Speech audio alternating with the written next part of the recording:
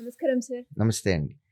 చాలా మందికి మన గవర్నమెంట్ ఎగ్జామ్ ప్రిపేర్ అయ్యే వాళ్ళకి 6 మంత్స్‌లో జాబ్ వచ్చిన వాళ్ళు ఉంటారు. అండ్ అలాగే 2 ఇయర్స్, 3 ఇయర్స్ పట్టిన వాళ్ళు కూడా ఉంటారు. అండ్ ఎక్కడ మిస్టేక్ జరుగుతుందంటారు సార్? కొంతమందికి చాలా తొందరగా వస్తూ ఉంటుంది. ఇంకొందరికి చాలా లేట్‌గా అవుతూ ఉంటుంది. వీళ్ళు చేసే మిస్టేక్స్ ఏంటి? దాన్ని ఏ రకంగా మనం ఓవర్‌కమ్ అవ్వచ్చు? అండ్ అలాగే ఎవరైనా కూడా కొత్తగా కాంపిటీటివ్ ఎగ్జామ్‌కి ప్రిపేర్ అవుతున్న వాళ్ళు చెక్ చేసుకోవాల్సిన పాయింట్స్ ఏంటి సార్? నమస్కారం శ్రీ గారు. కాంపిటేటివ్ ఎగ్జామ్ అనేది ఆల్‌టుగెదర్ డిఫరెంట్ గేమ్ అండి. హ్మ్. కొంతమందికి 6 మంత్స్‌లో వారు అప్లై చేసి ఎగ్జామ్ రాసిన ఫస్ట్ నోటిఫికేషన్‌కే జాబ్ వస్తుంది. కొంతమంది 3 సంవత్సరాలు, 4 సంవత్సరాలు, పదుల సంఖ్యలో నోటిఫికేషన్‌లకి అప్లై చేసినా కూడా వారికి ఉద్యోగం రాదు. సో, ఉద్యోగం రావట్లేదు అనంటే వాళ్ళు ఏదో మిస్టేక్ చేస్తున్నారు. Something they have to track. అది ఓవర్‌కమ్ చేసుకుంటే వాళ్ళకి జాబ్ వస్తాయి. హ్మ్. ఎట్ ద సేమ్ టైమ్ కొత్తగా గవర్నమెంట్ జాబ్స్‌కి మనం ప్రిపేర్ అవ్వాలి అని అనుకున్నటువంటి వాళ్ళు కూడా ఈ ట్రాక్ అని నేను ఒక ఫార్మాట్ చెప్తాను. హ్మ్.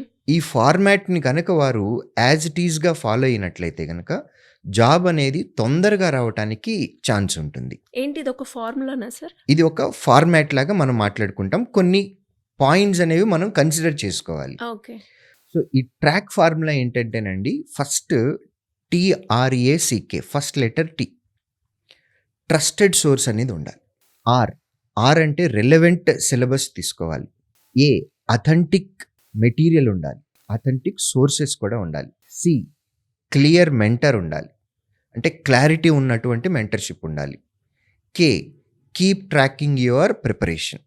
సో, ట్రాక్‌లో ప్రతి లెటర్‌కి మనం ఒక వర్డ్ పెట్టుకున్నాము. దానికి ఒక మీనింగ్ ఉంది.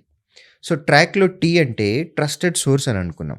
జనరల్‌గా స్టూడెంట్స్ ప్రిపరేషన్‌కి వచ్చినప్పుడు ఒక స్టూడెంట్‌కి గవర్నమెంట్ జాబ్ రావాలి అని అంటే కోచింగ్ కంపల్సరీనా అంటే నా ఆన్సర్ నో అండి. కోచింగ్ అవసరం లేదు. హ్మ్.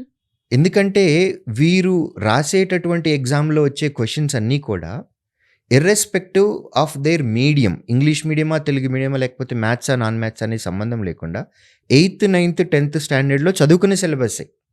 కాకపోతే ఇప్పుడు మనకి టైం చాలా తక్కువ ఉంటుంది. క్వెషన్స్ చాలా ఎక్కువ ఉంటాయి. 1 మినిట్ లోపల ఆన్సర్ చేసి మార్కింగ్ కూడా చేసేయాలి. సో, ఇక్కడ స్పీడ్ ఇంపార్టెంట్. సో, కోచింగ్ అవసరం లేదు అని నేను ఎందుకు చెప్పాను అనంటే ప్రతి మనిషికి ఒక ఎబిలిటీ ఉంటుంది. ఐక్యూ లెవెల్ ఉంటుంది. మీ ఎబిలిటీ ప్రకారము మీకు 1 ఇయర్‌లో ఉద్యోగం రావచ్చు. సెల్ఫ్ ప్రిపరేషన్ తోటి. లేదా 2 ఇయర్స్‌లో ఉద్యోగం రావచ్చు. లేదా 3 ఇయర్స్‌లో ఉద్యోగం రావచ్చు. కోచింగ్ తీసుకుంటే ఏం జరుగుతుంది అంటే ఈ టైంని హాఫ్ చేయగలం మేము. మా ఎక్స్‌పీరియన్స్ తోటి, మా ఎక్స్‌పర్‌టైజ్ తోటి. మీరు సొంతగా ఎగ్జామ్ రాస్తూ ఉన్నారు అని అనుకోండి. ప్రిపరేషన్ లేకుండా మీకు ఒక ఎదురు దెబ్బ తగులుద్ది. దెబ్బేంటో తెలుసుకోవాలి. దాన్ని ఓవర్‌కమ్ ఏంటో మీరు తెలుసుకోవాలి. మళ్ళీ ఫస్ట్ నుంచి ప్రిపరేషన్ స్టార్ట్ చేయాలి. అదే అవును సార్. కోచింగ్ తీసుకున్నారనుకోండి, మీకు ఏమేమి దెబ్బలు తగులుతాయో మేము ముందు నుంచి చెప్తూ ఉంటాము. దానికి రెమెడీస్ చెప్తూ ఉంటాము. దాన్ని ఓవర్‌కమ్ చేయాలి అనంటే మీరు ఏ ఏరియాస్‌లో కేర్‌ఫుల్‌గా ఉండాలో కూడా చెప్తాం. హ్మ్. సో, కాంపిటీటివ్ ఎగ్జామ్‌లో ఉద్యోగం రాయాలి అనంటే what to do, what not to do both are తెలుసుకోవాలి. Very important. హ్మ్. ఈ 2 తెలుసుకుంటేనే కాంపిటీటివ్ ఎగ్జామ్‌లో మనం సక్సెస్ అనేది చూడగలం. సో, మనం ప్రిపరేషన్‌కి ఎక్కువ టైం పడుతుంది. అయినా ఉద్యోగం రావడం లేదు అని అనుకున్న వాళ్ళు, లేదా కొత్తగా ప్రిపరేషన్ స్టార్ట్ చేసేవాళ్ళు ట్రస్టెడ్ సోర్సెస్ అనేది వెతుక్కోవాలి. అంటే మెటీరియల్ మార్కెట్‌లో కనపడిన ప్రతి ఒక్క మెటీరియల్‌ని తీసుకోకూడదు. ఇప్పుడున్నటువంటి టెక్నాలజీకి, ఇప్పుడున్నటువంటి సోషల్ మీడియాకి మనకి too much of material gather చేసేసుకునే ఛాన్సెస్ ఉన్నాయి. హ్మ్. ఇది మిస్‌లీడ్ చేస్తుంది. సో, మీరు సెలెక్ట్ చేసుకునేటటువంటి పర్సన్ అవ్వచ్చు, ఒక కోచింగ్ సెంటర్ అవ్వచ్చు, లేదా ఒక మెటీరియల్ అవ్వచ్చు. అది ఏదైనా కానీ ట్రస్టెడ్ సోర్స్ అనేది ఉండాలి. This is very, very, very important. ఎందుకంటే మీరు రాంగ్ పర్సన్ చేతిలో కానీ, లేదా ఒక రాంగ్ మెటీరియల్‌ని కానీ పట్టుకున్నట్లంటే మీకు దాని ఎఫెక్ట్ 1 ఇయర్ పడుతుందండి. ఎందుకంటే ఈ మాట అన్నది ఇదే ఎగ్జాము, ఇదే నోటిఫికేషన్ మళ్ళీ రావాలి అనంటే ఇంకొక సంవత్సరం తర్వాత వస్తది. So, one single mistake leads you 1 year of your career.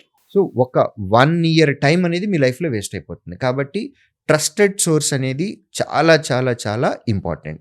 Next అంటే రిలవెంట్ సిలబస్. హ్మ్. మీరు ఎగ్జామ్‌కి ప్రిపేర్ అవుతున్నప్పుడు ఒక ఇయర్‌లో 30, 40, 50 నోటిఫికేషన్లు వస్తున్నాయండి. అన్ని ఎగ్జామ్స్‌కి అప్లై చేయటానికి మీకు ఎలిజిబిలిటీ ఉంది. మీరు అప్లై చేయండి అనే మేము కూడా చెప్తాం. బట్ సిలబస్ అనేది నోటిఫికేషన్‌లో ప్రిస్క్రైబ్డ్ సిలబస్ ఉంటుంది. సో, ఆ సిలబస్ ఎంతైతే ఉందో ఆ సిలబస్‌ని 100% మనం కవర్ చేసి ఎగ్జామ్‌కి ప్రిపేర్ అవ్వాలి. ఇప్పుడు రైల్వే ఎగ్జామ్‌కి ప్రిపేర్ అవుతున్నాము అని అనుకోండి. ఇంగ్లీష్ చదివితే అసలు వేస్ట్ అది. ఎందుకంటే ఈ రైల్వేలో ఇంగ్లీష్ క్వెషన్స్ రావు. మీరు బ్యాంకింగ్ ఎగ్జామ్స్‌కి ప్రిపేర్ అవుతున్నారు అని అనుకోండి. మీరు జీఎస్ చదివి వేస్ట్. ఎందుకంటే జీఎస్ క్వెషన్స్ రావు. At the same time railway exam prepare అవుతున్నట్లయితే గనక మీకు సైన్సెస్ మీద చాలా ఎక్కువ క్వెషన్స్ వస్తాయి సోషల్ కంటే. స్పెషల్లీ ఫిజిక్స్ మీద అండ్ బయాలజీ మీద. సో, మీరు ఏ ఎగ్జామ్‌కైతే ప్రిపేర్ అవుతున్నారో ఆ ఎగ్జామ్‌లో ఉన్నటువంటి సిలబస్‌ని 100% కవర్ చేయాలి. At the same time previous track record ప్రకారం ఏ సబ్జెక్ట్స్ మీద ఎక్కువ క్వెషన్స్ వస్తాయో అది ప్రిపేర్ అవ్వాలి. సో, ఈ ట్రాకింగ్ అనేది చాలా చాలా ఇంపార్టెంట్. Next authenticity. అంటే authenticity. Authenticity of the book, the material, standard materials తీసుకోవాలండి. ఇప్పుడు క్వాంటిటేటివ్ యాప్టిట్యూడ్ అనేది సబ్జెక్ట్ లేకుండా మీకు ఏ కాంపిటేటివ్ ఎగ్జాము ఉండదు. ప్రతి కాంపిటేటివ్ ఎగ్జామ్‌లోనూ ఉంటుంది. సో, సిలబస్ అనేది సేమే ఉంటుంది. కానీ అడిగే క్వెషన్ అనేది విధానం వేరుంటుంది. కొన్ని డైరెక్ట్ క్వెషన్స్ అడుగుతారు. కొన్ని ఇండైరెక్ట్ క్వెషన్స్ అడుగుతారు. లాంగ్వేజ్ కూడా ఒక్కొక్క ఎగ్జామ్‌లో ఒక్కొక్కలాగా వాడతారండి. ఇన్సూరెన్స్ ఎగ్జాము, బ్యాంక్ ఎగ్జామ్స్‌లో ఒక టైప్ ఆఫ్ టెర్మినాలజీ వస్తది. క్వెషన్ అడిగే విధానం. అదే స్టాఫ్ సెలక్షన్‌కి కమిషన్ పెట్టేటటువంటి ఎగ్జామ్‌లో సబ్జెక్ట్ అదే, చాప్టర్ కూడా అదే. కానీ వాళ్ళు అడిగే విధానం అనేది డిఫరెంట్‌గా ఉంటుంది. వాళ్ళు వాడేటటువంటి టెర్మినాలజీ కూడా విడిగా ఉంటుంది.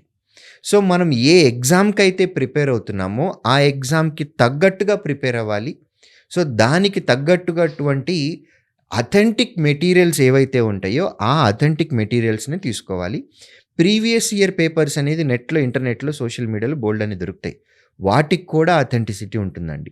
ఇప్పుడు ఈ మధ్య కాలంలో మేము చూసేటటువంటివి ఫైనాన్షియల్ ఫ్రాడ్స్ అనేవి మనం చూస్తూనే ఉన్నాము. ఫైనాన్షియల్ ఫ్రాడే కాదండి, ఫేక్ నోటిఫికేషన్స్ వస్తున్నాయి. ఫేక్ రిజల్ట్స్ వస్తున్నాయి. సో, ఎస్ఎస్‌సి 25,000కి నోటిఫికేషన్ ఇచ్చింది అని చెప్పి ఒక నోటిఫికేషన్ బయట ఇచ్చేస్తున్నారు. అది fake notification. Previous year papers అని చెప్పేసి క్వెషన్స్ పేపర్స్ బయటకు వచ్చేస్తా ఉన్నాయి. అవన్నీ ఫేక్ పేపర్స్. సో, అథెంటిసిటీ అనేది చాలా important. At the same time మీరు ఒక క్లియర్ కట్ క్లారిటీ ఉన్నటువంటి మెంటర్‌ని కూడా తీసుకోవాలి. మెంటర్‌షిప్ ఎందుకు అంటున్నాము అనంటే మనం అనలైజ్ చేసుకోవటం అనేది చాలా ఇంపార్టెంట్. మనం ఎక్కడ తప్పులు చేస్తున్నాము, ఆ తప్పులకి రెక్టిఫై ఎలా చేసుకోవాలి, ఇదంతా మనకి మనం నేర్చుకోలేకపోతున్నప్పుడు ఆబ్వియస్‌గా ఎవరి దగ్గర నుంచి నేర్చుకోవాలండి? ఒక టీచర్ దగ్గర నుంచి నేర్చుకోవాలి. ఒక మెంటర్‌షిప్ దగ్గర నుంచి నేర్చుకోవాలి. సో, మీకు గైడ్ చేసేటటువంటి మెంటర్‌కి కూడా first of all clarity thought ఉండాలి. మీరు రాయబోయే ఎగ్జామ్ ఏంటి? అందులో ఎటువంటి క్వెషన్స్ వస్తాయి? ఏ స్టాండర్డ్ వరకు స్టూడెంట్‌ని ప్రిపరేషన్‌కి తీసుకువెళ్ళాలి? ఇవన్నీ కూడా మెంటర్‌కి ఫస్ట్ ఆఫ్ ఆల్ క్లారిటీ ఉండాలి. సో, ఆ క్లారిటీ థాట్ ఉన్నటువంటి, ఎక్స్‌పీరియన్స్ ఉన్నటువంటి, ఎక్స్‌పర్టైజ్ ఉన్నటువంటి ఒక మెంటర్‌ని కానీ, లేదా ఒక టీచర్‌ని కానీ, లేదా ఒక ఫ్రెండ్ అయినా సరే, మనకి సజెషన్ ఇచ్చేటటువంటి వాళ్ళు, మనల్ని గైడ్ చేసేటటువంటి వాళ్ళు ఎవరైతే ఉన్నారో వాళ్ళకి చాలా క్లారిటీ ఉండాలి. అది చాలా చాలా ఇంపార్టెంట్. ఎందుకంటే ఇప్పుడు మేము కూడా చూస్తూ ఉంటామోనండి. మా స్టూడెంట్స్ దగ్గరకు కూడా స్పెషల్లీ మెయిన్స్ ఎగ్జామ్‌కి వచ్చినప్పుడు కరెంట్ అఫైర్స్‌కి మీరు ఈ దగ్గర సోర్స్ ప్రిపేర్ అవ్వండి, ఆ పీడీఎఫ్ ప్రిపేర్ అవ్వండి, ఈ వెబ్‌సైట్ ప్రిపేర్ అవ్వండి అని చెప్తూ ఉంటారు. కొత్తగా వచ్చినటువంటి స్టూడెంట్ అప్పుడే ప్రిపరేషన్ స్టార్ట్ చేసినటువంటి వాళ్ళు సీనియర్ చెప్పారు కదా అని చెప్పేసేసి వీళ్ళు ఫాలో అవుతూ ఉంటారు. Yes sir. సో, దేనికి నేను స్టూడెంట్‌ని అడిగే క్వెషన్ ఏంటి అనంటే, నీకు ఎవరైతే సజెషన్ ఇచ్చారో అతను వర్క్ చేస్తున్నాడా? లేకపోతే నీతో పాటు ప్రిపేర్ అవుతున్నాడా? నీతో పాటు ప్రిపేర్ అవుతున్నాడు. అతని స్ట్రాటజీ తనకే వర్క్ అవ్వలేదు. తను చెప్పిన సజెషన్ నువ్వు ఫాలో అవుతున్నావు. మరి నిన్నేమనాలి మేము? ఉద్యోగం తెచ్చుకొని నేను ఇది ప్రిపేర్ అయ్యాను. నేను ఈ స్ట్రాటజీ ఫాలో అయ్యాను. నాకు జాబ్ వచ్చింది. 6 మంత్స్‌లో వచ్చింది. 1 ఇయర్‌లో వచ్చింది. నేను చెప్తున్నాను నువ్వు ఇది ఫాలో అవ్వనంటే డెఫినెట్‌గా ఫాలో అవ్వండి. అలా ఎవ్వరు చెప్పినా సరే ఉద్యోగం అనేది 6 మంత్స్, 1 ఇయర్‌లో వచ్చిన వాళ్ళు ఎక్స్‌పీరియన్సెస్ గనక చెప్పినట్లయితే డెఫినెట్‌గా ఆ పాజిటివ్‌ని తీసుకోవాలి మనం. ఎట్ ద సేమ్ టైమ్ నాకు 3 సంవత్సరాలు టైం పట్టింది. తమ్ముడు నేను ఈ మిస్టేక్ చేశాను. నువ్వు ఆ మిస్టేక్ చేయొద్దు అనంటే డెఫినిట్‌గా ఆ సజెషన్‌ని తీసుకోండి. సో, ఆ క్లారిటీ థాట్ ఉన్నటువంటి మెంటర్ అనేవారు, వారు ఫ్రెండ్ అవ్వచ్చు, మీ బ్రదర్ అవ్వచ్చు, ఒక టీచర్ అవ్వచ్చు, ఎవరైనా సరే వాళ్ళని మాత్రమే మనం కన్సిడర్ చేసుకోవాలి. At the same time keep track your preparation. మీరు ఎంతవరకు ప్రిపేర్ అవుతున్నారు? అది ఎగ్జామినేషన్‌కి ఎంతవరకు ఉపయోగపడుతుంది? ఏమైనా ల్యాప్సెస్ ఉన్నాయా? ఇవనేది ఎప్పటికప్పుడు ట్రాక్ చేసుకోవాలి. So, keep tracking your preparation. మీకు చిన్న ఎగ్జాంపుల్ కూడా చెప్తాను. రేపు నెక్స్ట్ మీరు staff selection commission CGL exam రాయాలి అని అనుకుంటున్నారు. గత సంవత్సరంలో జరిగినటువంటి ప్రీవియస్ పేపర్స్ అనేవి దొరుకుతాయి. సేమ్ సీజీఎల్ ఎగ్జామ్‌వి. లాస్ట్ ఇయర్ జరిగినటువంటి పేపర్‌ని ఒకటి తీసుకోండి. ఏ షిఫ్ట్‌లో జరిగింది, ఏ రోజు జరిగిందో కూడా దానిలో ఉంటుంది. ఉంటుంది. ఆ పేపర్ మీరు సాల్వ్ చేయండి.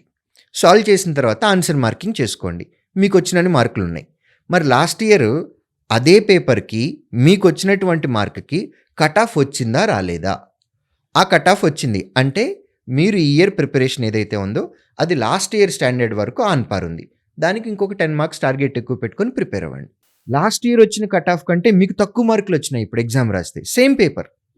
సో, ఇప్పుడు మీకు అర్థమైపోయింది. మీ ప్రిపరేషన్ సరిపోలేదు. ఇంకా పెంచాలి. ప్రాక్టీస్ పెంచాలి. సబ్జెక్ట్ కవరేజ్‌లో ఇంకా ఎక్కువ చేయాలి. సో, ఈ ట్రాకింగ్ అనేది చాలా చాలా important. So, keep track your preparation. ఇవన్నీ గనుక ఫాలో అయినట్లయితే మీ నెగెటివ్స్ ఏవైతే ఉన్నాయో వాటిని ఇంప్రూవ్ చేసుకుంటూ తొందరగా జాబ్ తెచ్చుకొని మెరిట్ లిస్ట్‌లో ముందుండటానికి మనకి మంచి ఛాన్సెస్ ఉంటాయి. True sir. చాలామందికి కూడా నేను ఎక్కడ మిస్టేక్ చేస్తున్నాను అని తెలుసుకోవడానికి చాలా టైం పడుతూ ఉంటుంది. ఈ వీడియో చూస్తే ఆ కీ పాయింట్స్ చాలా ఉన్నాయని చెప్పొచ్చు. అంటే ఏ రకంగా మనం ఎగ్జామ్ ప్రిపేర్ అయ్యేటప్పుడు ఎలాంటి ప్రిపరేషన్ మన దగ్గర ఉండాలి, ఏమేం మెటీరియల్ స్టాండర్డా కాదా అని చెక్ చేసుకోవాలి. ఇవన్నీ పాయింట్స్ కూడా చాలా స్టూడెంట్కి ఉపయోగపడే విషయాలే అనొచ్చు. ఇంకా ఎవరికైనా కూడా ఎలాంటి డౌట్స్ ఉన్నా కూడా మిమ్మల్ని అప్రోచ్ అవ్వాలి అంటే ఏ విధంగా ఉంటుంది సార్? మార్కెట్‌లో మిస్‌గైడ్ అవుతున్నటువంటి యాస్పిరెంట్స్ ఎవరైతే ఉన్నారో వారికి నా సిన్సియర్ సజెషన్, మీకు ఎటువంటి ప్రాబ్లమ్ ఉన్నా సరే హార్ట్‌ఫుల్‌గా చెప్తున్నాను. మీకు ఉద్యోగం ఒక చిన్న సజెషన్ తోటి మా వల్ల వస్తుంది అని అంటే I feel very happy to help you. మీరు స్క్రీన్ మీద కనపడుతున్నటువంటి ఈ నంబర్‌కి కాల్ చేసి మమ్మల్ని రీచ్ అవ్వచ్చు. Thank you sir. Thank you so much. Thank you. So ఎవరు ఎక్కడి నుంచైనా అప్రోచ్ అవ్వచ్చా మిమ్మల్ని అప్రోచ్ అవ్వాలంటే? డెఫినెట్గా మాకు ఫీడ్బ్యాక్ సిస్టమ్ అనేది ఒకటి ఉంటుందండి. ఏ బ్రాంచ్లో స్టూడెంట్ అయినా వాళ్ళకి కష్టం కలిగితే ఫీడ్బ్యాక్ అని వాళ్ళ అకౌంట్లోనే ఉంటుంది. అది కనుక పెడితే దాన్ని నేనే చదువుతాను. అవసరాన్ని బట్టి ఫోన్ చేసి కూడా పిల్లోడికి కష్టం బాగా ఎక్కువ ఉంది అంటే నా అంతటి నేను ఫోన్ చేసి కూడా మాట్లాడతాను. Great sir. ఆ ఫీడ్బ్యాక్లన్నిటికీ ఆన్సర్ కూడా నేనే పెడతానండి. అదే అండి, ఒక్కొక్క టీచర్గా కాకుండా ఫాదర్హుడ్ నేచర్ తోటి Yes. స్టూడెంట్స్ని గైడ్ చేస్తారు. డెఫినెట్గా అండి. మేము మా పిల్లలతో నిజం చెప్తున్నాం, ఎవరు నమ్మరు. మేము మా పిల్లలతో గడిపే టైం కన్నా ఈ పిల్లలతో గడిపే టైం ఎక్కువ అండి. True sir. మార్నింగే చూశాను ఇందాక. Anyways thank you so much Sridhar sir. Thank you.